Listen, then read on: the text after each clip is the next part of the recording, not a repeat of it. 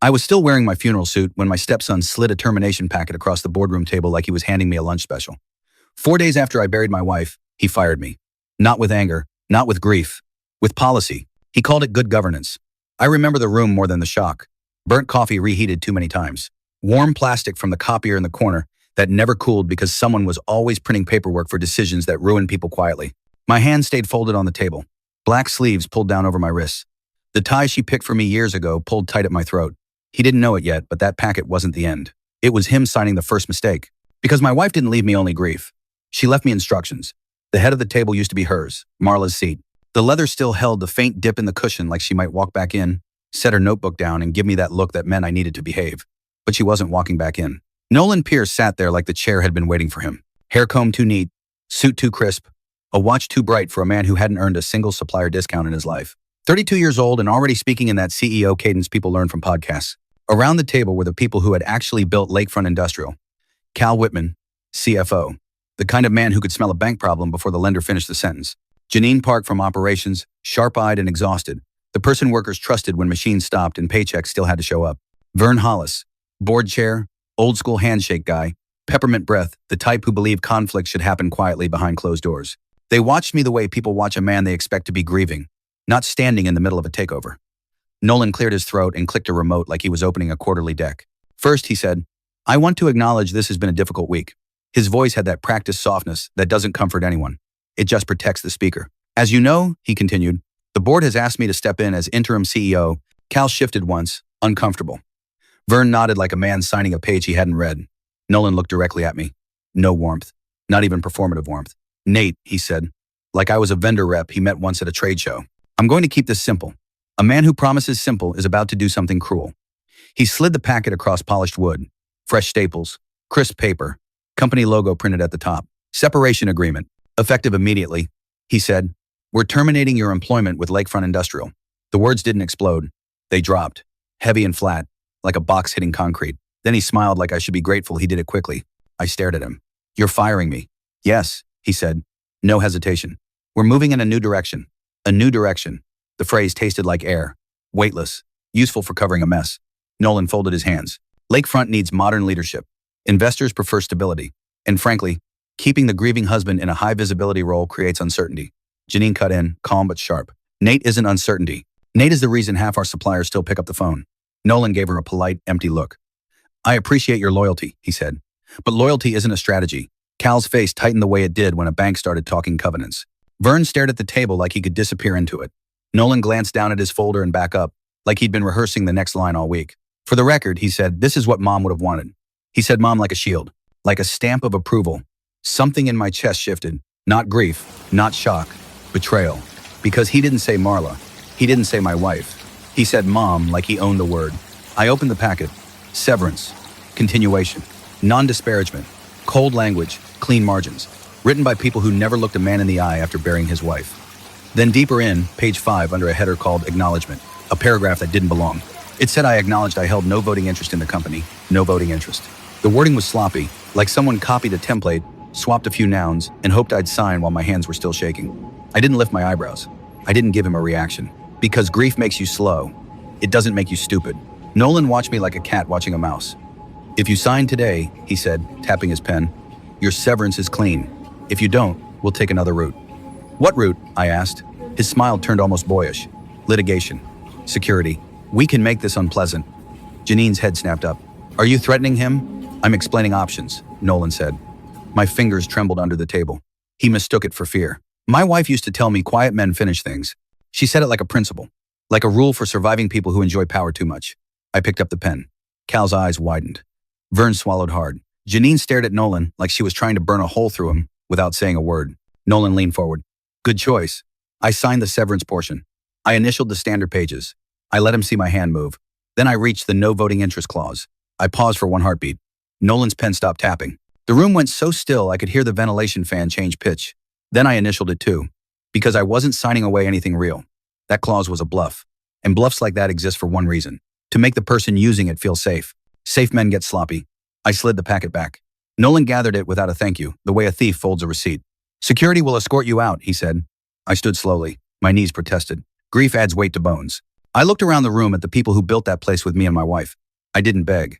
I didn't argue. I just said, take care of each other. Nolan made a soft sound of contempt like compassion was a weakness.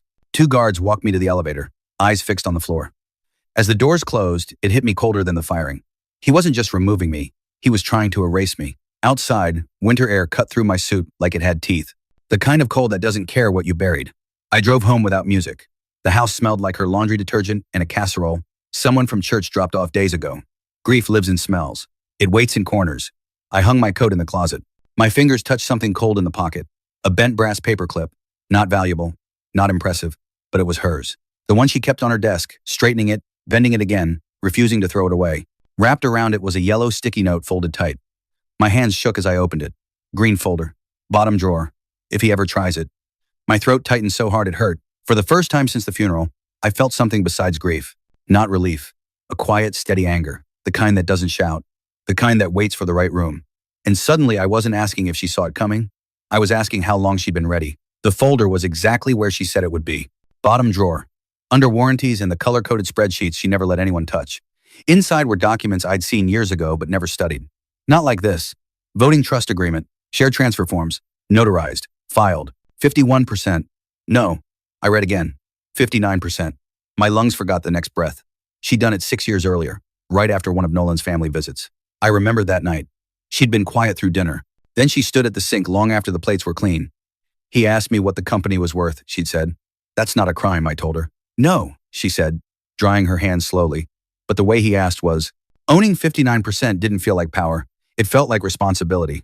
My phone buzzed. A text from Janine. He's talking layoffs. Big ones. Says Friday. HR already drafted the emails. My stomach dropped. I typed back, don't say anything. Keep everyone steady. I'm on it. I didn't even know what on it meant yet. But I knew I couldn't walk away. Not now. Not with her handwriting still warm in my hand. Then another message came in from a number I didn't recognize. Stop digging. You're done. This wasn't mystery. It was pressure. A minute later, Cal texted. Your email access just got disabled. Bank portal too. He's freezing you out. So Nolan wasn't just playing CEO. He was moving money. I called the only person I trusted to stay calm while everything else burned. Hank Leland. He'd been our attorney back when fax machines were considered innovation. He didn't pick up on the first ring. He picked up on the half ring, like he'd been waiting. Still answering your own calls, he said. Hank, I said, I need you. I figured, he said. You free this afternoon. For you, always. Good. I don't do offices. Meet me at Russo's barbershop on Madison. Bring the green folder. Russo smelled like talc, aftershave, and old wood. The kind of place where men talk softly about what matters and loudly about what doesn't. Hank sat in the last chair getting a trim, reading a folded local paper like the internet never happened. He looked at me in the mirror. You look like hell. I feel worse. That checks out. Back room. Folding table. Coffee pot older than the building. I set the folder down. Hank didn't touch it right away. He studied me. You sure you want to open this door? I think my wife opened it 6 years ago. I'm just walking through. Hank read slowly. Finger on stamps. Eyes on dates. Then he leaned back. I'll be damned. That good or bad? Airtight, he said. 59% voting control. Clean. He doesn't know. Hank's mouth twitched. No. And that's the best part. Then his face hardened. But here's the problem. He's not just firing you. He's courting private equity. 2 groups. One out of Chicago, one out of New York. He already sent them a teaser deck, Hank said, calling it a transformation play. He slid his phone across the table. A screenshot. Bullet points. Sleek arrows. Clean fonts hiding dirty intentions. Reduce headcount. Cut benefits. Sell the warehouse. Lease it back. Extract cash. Exit fast. They smell blood, Hank said. What blood? I asked. Your people, Hank said. Their healthcare. Their pensions. Your supplier relationships. Everything that takes years to build and minutes to ruin. My hands clenched under the table. And the layoffs. Phase 1, Hank said. 62 names. Then he added, casual as weather. He filed emergency governance changes. Temporary signing authority expansion. If you move too early, he'll claim you're unstable. He'll use your grief as a weapon, Hank continued. He'll say you're confused. He'll float the word evaluation. He'll tell lenders you're unpredictable. Calm rage is different from loud rage. It doesn't rush. It stacks. So what do? Hank leaned in. You let him talk. You let him show his hand. You let him say the ugly parts in front of witnesses. Then you stop the vote. Not the speech. The vote.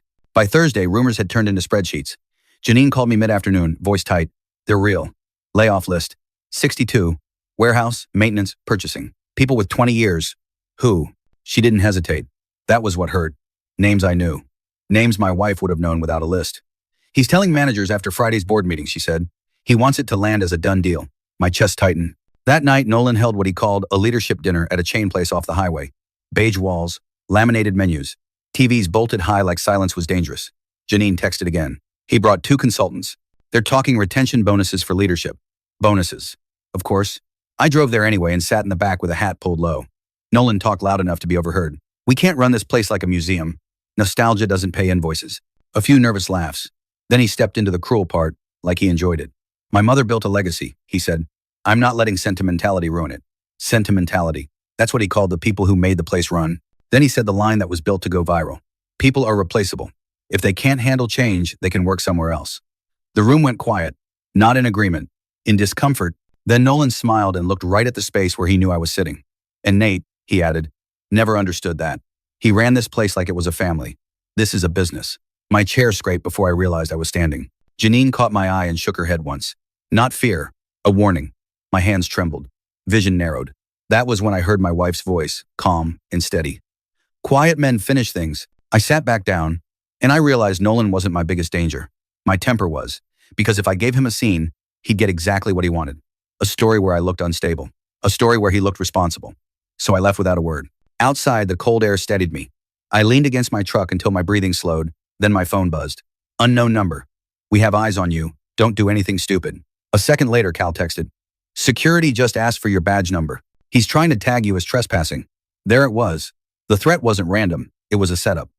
Thursday night, Cal texted again. Emergency pre-vote is happening tonight. Outside counsel is on the call. Nolan is trying to lock commitments before tomorrow. Also, the bank called. He asked about revising covenants. Covenants. That's how you kill a company without touching a machine. I called Hank. He's pushing it. I know, Hank said. And that tells me everything.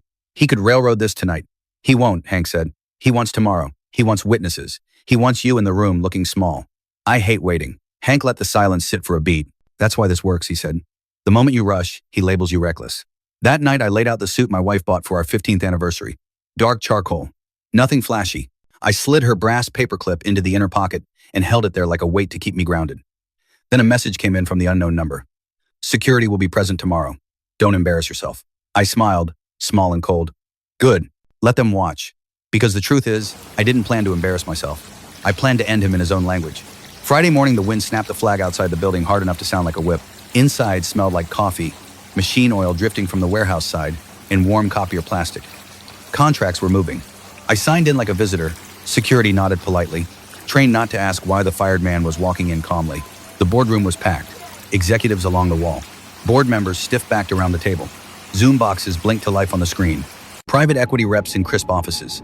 Outside attorneys. And a local business reporter with a notebook open like a mouth. Nolan stood at the head of the table, hands braced on polished wood, smiling like this was his moment. I sat in the back where Hank told me to sit. Green folder inside a worn leather envelope on my lap. Nolan started bright. Good morning, everyone. Today is about the future. Slides appeared. Clean fonts, sharp arrows. Words like transformation and growth. He spoke about efficiency, modernization, right-sizing, shareholder value. Then he clicked to a slide titled Value Creation. His voice stayed smooth even when he reached the ugly part. That brings us to phase 1. Strategic workforce reduction. A murmur moved through the room. On Zoom, one PE guy nodded like this was routine. Nolan didn't blink. These decisions are never easy, he said, like he'd practiced it. But leadership means making hard calls. Then he pivoted into the money. We've received a letter of intent. Pending board approval, we can enter exclusivity and finalize a term sheet next week. LOI, exclusivity, term sheet, words that sound clean until you see the blood under them. My fingers tightened around the envelope. Then Nolan delivered the line he'd been waiting for, which is why I'm calling for a vote to approve the partnership and authorize governance changes, including signing authority adjustments and a retention plan for leadership. Retention plan, bonuses for the people doing the cutting. He looked around the table hungry, already tasting victory. Before we vote, I said. The room froze. Nolan blinked, then smiled like I was a stray dog barking at a parade. This is a board meeting, he said. You were terminated. I stood anyway. My knees protested, but they held. It is a board meeting, I said. That's why I need to correct something.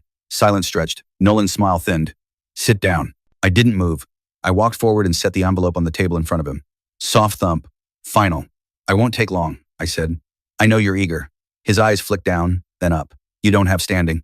I glanced at Vern. Would you like to tell him, or should I? Vern swallowed. Said nothing. I nodded toward the screen. Counsel's present, and the reporter. Perfect. I looked back at Nolan. Open it. He hesitated, just a fraction. And for the first time, the mask slipped. Not fear, calculation. Then he smiled again and flipped it open like he was proving a point. Hank's associate along the wall tapped a laptop. Documents filled the screen. Stamps, dates, signatures. I let the silence work. I hold 59% of the voting shares of Lakefront Industrial. No shouting, no anger, just truth. For 3 seconds, nobody spoke. One PE rep leaned toward the camera. The other looked sideways like he was already exiting. The reporter's eyes widened like she just found her headline. That's not possible, Nolan said. His voice cracked slightly. It is. You were an employee, he snapped. You signed the separation. Employment isn't ownership, Hank's associate said. The clause you inserted is unenforceable as written. More importantly, it shows intent. Intent. That word hit harder than any insult, because intent turns arrogance into liability. Nolan's face drained.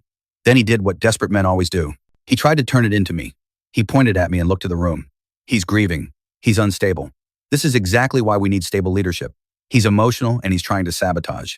Vern shifted. Not toward me. Away. His eyes met mine for a split second, and I saw it. Fear. Fear of lawsuits. Fear of headlines. Fear of being the board chair who let this turn into chaos. His hand hovered. Not in the air. Not voting. Hank's warning flashed through my mind. If the room hesitates, Nolan buys time. Nolan saw it too. He jumped on it. You want risk, he said to Vern. Then this is risk. You want lenders panicking. You want the press saying the company is controlled by a grieving man who just got fired. The board breathed shallow. For half a second, the wind slipped. Cal spoke, voice tight. You want fiduciary duty, Cal said. Then explain the retention bonuses you promised leadership contingent on layoffs. Nolan's eyes snapped to him. Janine leaned forward. Explain why you tried to tag Nate as trespassing. Explain the disabled access. Explain why the bank portal got frozen. The room shifted again, but it wasn't enough. Vern still didn't raise his hand. Nolan smiled. Not big. A thin smile. He could feel the hesitation. That's when Cal reached into his